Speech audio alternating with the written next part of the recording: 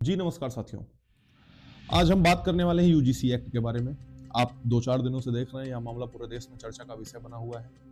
समाज में काफी आक्रोश है, लोग इसका बहुत पुरजोर विरोध कर रहे हैं, खासकर सवर्ण समाज के लोग। साथियों, सवर्ण समाज के लोग विरोध क्यों ना करें, आइए इस विषय पे हम सोचते हैं और बात करते हैं। मैं आपको बताना चाहता हूं पहले यूजीसी है क्या, ये यूजीसी एक्ट है, ये क्या होता है। 2012 में यूजीसी एक्ट की जो नियमावली थी उसमें 2026 में कई संशोधन हुए हैं और उसमें कुछ चीजें जोड़ी गई हैं। अब वो जोड़ी गई हैं क्या, पहले तो आप ये समझिए कि यूजीसी काम किस पर करता है। मैं आपको बताना चाहता हूं कि जो विश्वविद्यालय में हमारे छात्र पढ़ते हैं, राजकीय हो या केंद्रीय हो, और उन सभी कॉलेजों में जहां छात्रों के बीच में जाति भेदभाव को रोकने के लिए यूजीसी कार्य करती है। तो 2026 में जो कुछ उसमें परिवर्तन हुए, जो बदलाव हुए, उसके विषय में हम समझना चाहेंगे। मैं आपको बताऊं कि यूजीसी में जो 2026 में पहला जो बदलाव हुआ है, सबसे बड़ा जो नहीं होना चाहिए वह यह है कि किसी भी दलित समाज से आए हुए किसी भी छात्र की यदि उसको ऐसा लगता है कि उसके साथ जातीय भेदभाव किया जा रहा है, यानी कि उसको ऐसा लग भी जाता है, मान लीजिए आपने किया नहीं, वो छात्र किसी भी छात्र ने, चाहे वो ओबीसी वर्ग का हो, चाहे वो सवर्ण समाज का हो। देखिए, मेरा पहला यह मैं बात को थोड़ी सी रोकूंगा, मैं ये कहना चाहूंगा कि देखिए, छात्रों के बीच में जातीय वैमनस्यता बढ़ाने के लिए यह कानून सबसे ज्यादा काम करेगा। यह बात मेरी गलत नहीं है। आप सोचिए, छात्र जो विश्वविद्यालय में पढ़ते हैं वो आपस में बातचीत करते हैं, उनकी मित्रता होती है, वो यह नहीं देखते हैं कि यह किस समाज का है, किस जाति का है। हम लोग भी पढ़ते आए हैं, हम लोगों ने भी पढ़ाई की, तो यह हमारे बीच में कभी था ही नहीं कि कौन किस समाज से आता है। मित्र तो मित्र होता है, और खास करके विश्वविद्यालय में एक साथ पढ़ने वाले छात्र हमेशा से वो वैचारिक अपने भाव रखते हैं, राजनीतिक भी एक्टिव होते हैं, तो लोग चर्चाएं करते हैं, डिबेट करते हैं। तो क्या इन यूजीसी के नियमों को देखते हुए क्या उन छात्रों को एक दूसरे से दूरी बनाई रखनी चाहिए? क्या ये यूजीसी का जो कानून है ये हमारे छात्रों को, जो सभी समाज से आते हैं, उनको बांटने का काम कर रहा है? किस प्रकार से कर रहा है, मैं आपको ये बताता हूँ। देखिए, आप मानिए कि आपके साथ कोई दलित समाज का बच्चा है जो आपके साथ पढ़ रहा है, वो छात्र है।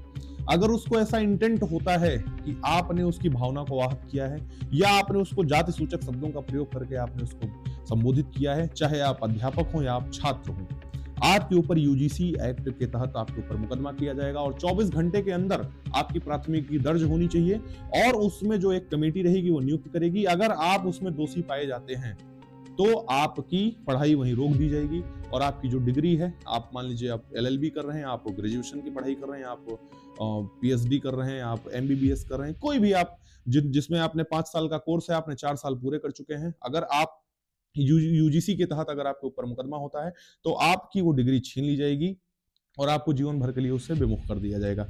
आप बताइए किस हद तक सही है?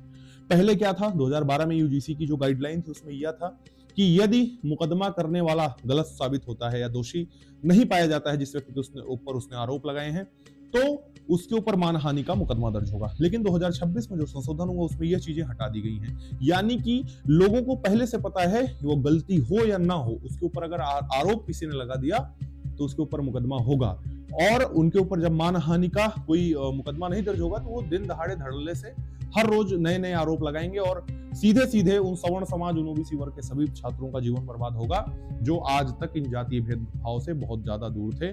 लेकिन उनको जातियों में आप किसी को प्रमोट नहीं कर रहे हैं, आप ये चीजें लाके आप जातियों में आपस में लड़ाने का काम कर रहे हैं, लोगों को विभाजित करने का काम कर रहे हैं। क्योंकि जातीय वैमनस्यता बढ़ाने का यह माध्यम नहीं है कि अब आप बढ़ाने का कार्य करें, जातीय वैमनस्यता घटाने का यह माध्यम नहीं है कि आप इस तरह के नियम लाएं, इस तरह के कानून लाएं। इससे तो जातीय वैमनस्यता और ज्यादा बढ़ेगी। जो छात्र आपस में बातचीत करते थे वो डरेंगे। आप मान लीजिए कोई सवर्ण समाज का छात्र है, कोई दलित समाज का छात्र है, वो दोनों आपस में बैठेंगे नहीं, वो दोनों आपस में बातचीत नहीं करेंगे, क्योंकि उनको यह डर सताता रहेगा हमेशा। तो इस तरह के नियम हमेशा जातीय भेदभाव बढ़ाने का काम करते हैं, मेरा सिर्फ इतना मानना है। और यूजीसी एक्ट जैसे काले कानून हमारे देश में नहीं आने चाहिए, इसका सभी लोग पुरजोर विरोध करिए, क्योंकि अगर इस तरह की व्यवस्थाएं होंगी तो यह सीधे सीधे उन सभी दलित समाज के लोगों को यह सीधा सीधा यह दिखाया जा रहा है कि आपका जो विरोध है वो सीधा सवर्ण समाज के लोग करते हैं, जबकि ऐसा बिल्कुल भी नहीं है।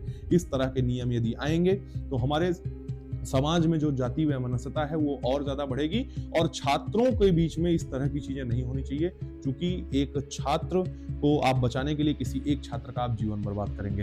और खैर, भाजपा सरकार में इस तरह की चीजें हुई हैं, SC ST एक्ट हुआ, यूजीसी एक्ट हुआ, ये इन तरह की कानून को नहीं बनना चाहिए। क्योंकि मान लीजिए ऐसे तमाम मामले आप देखते हैं जिसमें 10 साल 12 साल आदमी सजा काट लेता है और उसको बाद में पता चलता है कि जो SC/ST का मुकदमा था वो फर्जी था। तो यूजीसी एक्ट के बारे में अगर हम बात करें तो सीधे सीधे आप एक शब्दों में समझिए कि जैसे SC/ST एक्ट होता है, सेम उसी प्रकार से यूजीसी एक्ट काम करेगा। और चूंकि वह SC/ST एक्ट सभी के लिए है, जबकि यूजीसी एक्ट विद्यालय में पढ़ रहे छात्रों के लिए, अध्यापकों के लिए, प्रधानाध्यापकों के ऊपर, सबके ऊपर लागू होगा। यानी कि मैं आपको फिर से बताऊं, अगर उस जिस वर्ग के लिए ये व्यवस्था है, यानी कि SC/ST समुदाय के लिए, अगर उस समुदाय के बच्चे को ये लगा कि इससे किसी व्यक्ति विशेष से, चाहे वो ओबीसी हो, चाहे वो सवर्ण हो, या कोई अध्यापक हो, अगर उसको लगा कि इससे मेरी भावना आहत हो रही है, तो वो उसके ऊपर आरोप लगा सकता है। और बड़े मजे की बात यह है कि हमारे सरकार ने उसमें यह व्यवस्था भी दे दी है कि आप आरोप भी लगा सकते हैं, और अगर आपका आरोप झूठा निकला तो आपके ऊपर कोई FIR या कोई मानहानि का मुकदमा नहीं दर्ज होगा। तो आप खुद समझदार हैं, आप खुद समझिए कि इस एक्ट का कितना ज्यादा दुरुपयोग होगा, कितने छात्रों की जिंदगियां बर्बाद होंगी। आप सभी भी अपनी राय कमेंट सेक्शन में जरूर साझा करिएगा, और जो कुछ भी हो आप लिखिएगा, फिर उस पर विचार किया जाएगा। फिर मिलते हैं अगले वीडियो में, तब तक के लिए नमस्कार, धन्यवाद।